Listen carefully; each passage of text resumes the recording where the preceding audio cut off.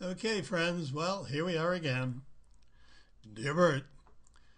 Incidentally, the picture I neglected to inform you as to what it was last week.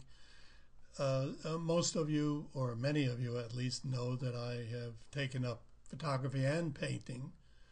Never knew how to do any of those things, but through the quantum jumping, I managed to accomplish.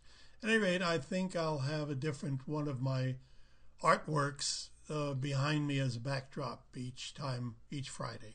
The one that you see there behind me now is something that I did in Paris during one of my Parisian seminars, and I hope you enjoy it.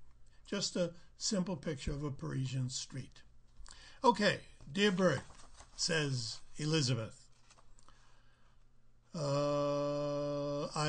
You can read the entire question above this. I'll just get to the highlights. What she's asking: what kind of mind meditation would I have to use for it to be possible for the receiving person to actually hear and receive said explanation and apology, given that the person and myself no longer talk anymore? Well, unfortunately, that's not uncommon.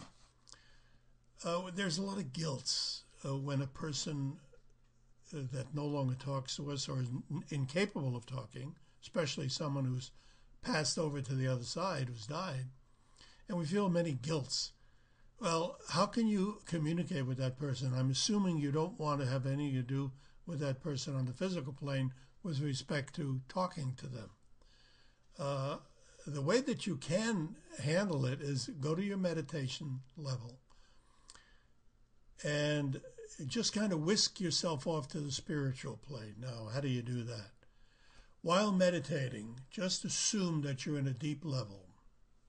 How do you assume? Just pretend that you're there. Don't be concerned about how deep you are. Just tell yourself, I want to go to the spiritual plane, and you'll be there. Just focus on that, and then imagine that you're talking to the person. And the first thing that you want to tell the person is, I'm sorry, I was wrong. Whether you were wrong or right is immaterial. This is just to get the emotions lined up. Just say, I was wrong and I'm sorry, I apologize. Then see yourself smiling. Hear the other person apologizing to you. Now, the next thing you want to do is just see yourself walking arm in arm down the street, having a nice animated conversation. This works very well, incidentally, for those of you who have loved ones who've passed over, who have died. And there are always a lot of guilts that come up when that happens. Well, go to the spiritual plane as I've just described it, and imagine that you're seeing the person, talk to the person, and talk to them. Say the things that you should have said when they were alive. Apologize for the things that you didn't do, and you'll feel a great burden lifted from you. Okay, Laura.